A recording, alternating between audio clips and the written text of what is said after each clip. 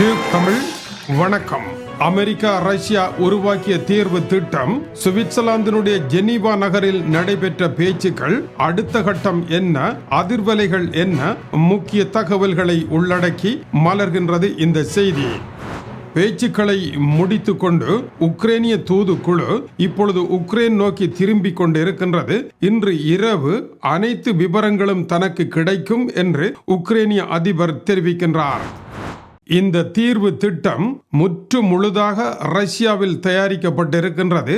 ரஷ்யாவில் தயாரிக்கப்பட்டதை நேரடியாக ஆங்கிலத்தில் மொழிபெயர்த்திருக்கின்றார்கள். மொழிபெயர்க்கப்படுகின்ற பொழுது ரஷ்ய மொழியில் இருந்து ஆங்கிலத்திற்கு மொழிபெயர்க்கப்பட்ட இடங்களில் பல சொற்கள் குளறுபடியான தவறாக இருக்கின்றன. எனவே சரியாக படித்து அதை ஆங்கிலத்தில் சரியாக கூட மொழிபெயர்க்காமல் செய்யப்பட்ட ஒரு வேலை என்கின்றார்கள். இந்த தீர்வு திட்டம் நெருப்பு பற்றி எரிய போகின்றது. உக்ரைன் ரஷ்யா யுத்த நிறுத்தம் தொடர்பாக ஐரோப்பாவினுடைய எதிர் யோசனை என்ன?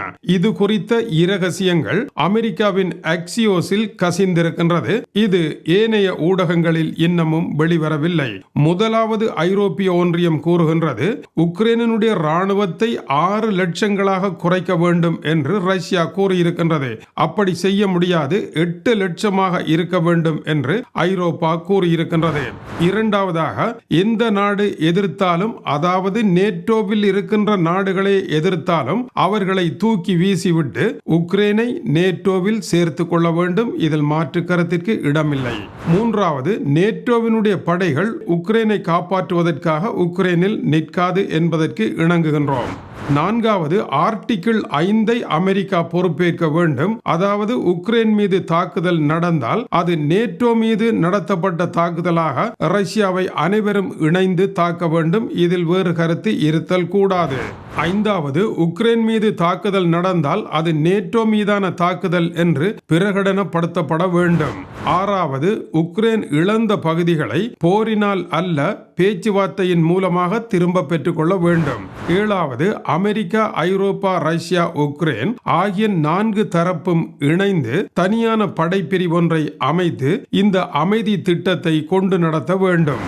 இதைத் தொடர்ந்து ஐரோப்பிய ஒன்றியத்தினுடைய ஆணையர் ஊர்சுலா வான் டெர் லைன் ஐரோப்பா உக்ரைனுக்கு ஒருமித்த ஆதரவை தெரிவிக்கும் என்றும், ஆனால் அடுத்த கட்டமாக என்ன முடிவை எடுக்க வேண்டும், அதாவது அமெரிக்காவை தூக்கி வீச வேண்டுமா, இல்லை அமெரிக்காவினுடைய வழியில் செல்ல வேண்டுமா, இந்த முடிவை ஐரோப்பா எடுக்க முடியாது, உக்ரைன் தான் எடுக்க வேண்டும். ஆனால் எந்த முடிவை எடுத்தாலும் உக்ரைனுக்கு ஐரோப்பா ஆதரவாக இருக்கும் என்பது இதனுடைய பொருளாக தெரிகின்றது.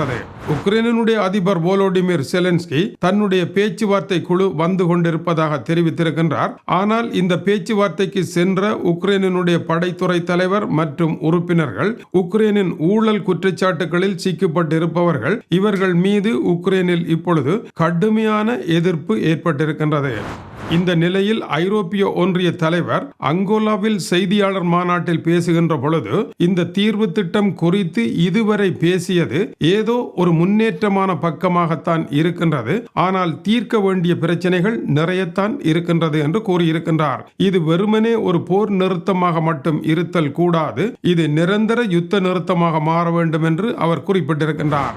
டொனால்ட் ட்ரம்ப் தன்னுடைய பதிவில் ஏதோ முன்னேற்றகரமாக செல்கின்றதாக கருதுகின்றேன் என்று நம்பிக்கை இழந்த பதிவொன்றை போட்டிருக்கின்றார். இந்த விவகாரம் இந்தளவில் முடிவடையவில்லை. இது தொடர்பாக பலவேறு ஆய்வுகள் வந்திருக்கின்றன. ஏறத்தாழ இந்த தீர்வு திட்டமானது கிழித்து வீசப்படக்கூடிய ஒரு சூழ்நிலையை நெருங்கிக் கொண்டிருக்கின்றது.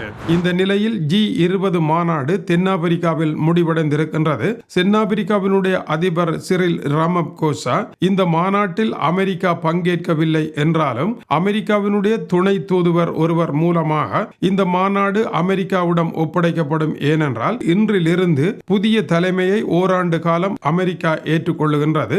அடுத்த ஆண்டு அமெரிக்காவில் இதற்கான மாநாடு நடைபெறும். இந்த மாநாட்டில் அமெரிக்க அதிபர் டொனால்ட் ட்ரம்ப் வெள்ளையின விவசாயிகளை கருப்பின அரசு துவேசமாக பார்க்கின்றது என்பதனால் வர முடியாது என்று வராமல் பகிஷ்கரித்ததும், அமெரிக்க அதிபர் இல்லாத நிலையில் சீனாவினுடைய அதிபர் ஜி ஜின்பின் வராமல் விட்டதும், ரஷ்ய அதிபர் புட்டின் போர்க்குற்றம் காரணமாக வர முடியாமல் போனதும் இந்த மாநாட்டின் பின்னடைவாக இருக்கின்றது. அமெரிக்காவில் என்ன நடைபெறப் போகின்றது என்பதற்கு வாய்ப்பாக இங்கு பல தீர்மானங்கள் இயற்றப்பட்டிருக்கின்றன. உக்ரைன் போரை முடிவிற்கு கொண்டு வர வேண்டும், மத்திய கிழக்கில் நிரந்தரமான அமைதி வர வேண்டும், உலகத்தின் மற்ற இடங்களில் நடைபெறுகின்ற போர்கள் நிறுத்தப்பட வேண்டும், சிறப்பாக சூடான் DR கொங்கோவில் ஏற்பட்டிருக்கின்ற அமைதி ஈனத்திற்கு நிரந்தரமான தீர்வு காண வேண்டும் போன்ற விடயங்களை உள்ளடக்கி இந்த மாநாடு தீர்மானம் இயற்றி இருக்கின்றது. G20 என்பது ஆசியாவில் ஏற்பட்ட பொருளாதார நெருக்கடிகள் காரணத்தினால் 19 நாடுகள் இணைந்து அத்தோடு ஐரோப்பிய ஒன்றியத்தையும் இணைத்து 1999 ஆண்டு அமைக்கப்பட்ட அமைப்பு. இதில் ஆப்பிரிக்க யூனியன் 2023 கலந்து கொண்டது. தென்னாப்பிரிக்காவினுடைய வெளியுறவுத்துறை அமைச்சர் ரொனால்ட் லமோலா கூறுகின்ற பொழுது, நமது பணி முடிந்தது, இனி பந்து அமெரிக்காவின் காலடியில் என்று கூறிவிட்டார். நீண்ட கால மத்திய கிழக்கு பிரச்சனையை சர்வதேச சமுதாயம் தீர்ப்பதில் தோல்வியடைந்து விட்டது என்று அர்ஜென்டினா நாட்டினுடைய பிரதிநிதி பேசியிருக்கின்றார். இந்த நிலையில் ஜப்பானினுடைய புதிய பிரதமர் சூதாட்டத்திற்கு ஒப்பான புதிய பொருளாதார திட்டங்களை கையில் எடுத்திருப்பதாக கூறப்படுகின்றது. சர்ச்சைக்குரிய பொருளாதார கொள்கைக்குள் ஜப்பான் நுழைகின்றது. ஜப்பானில் இப்பொழுது வாழ்க்கை செலவு விண்ணை தொட்டுவிட்டது.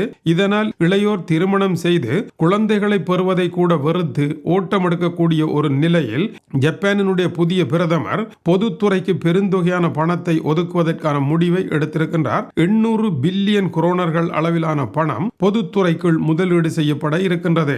ஜப்பானிய அரசு பொருளாதாரத்தில் இறுக்கமாக கடைபிடித்த கடந்த கால கடிவாளத்தை கைவிட்டு மக்களினுடைய வாழ்க்கை தரத்தை உயர்த்துவதற்கான வேலைகளை செய்ய ஆரம்பிக்க போகின்றது.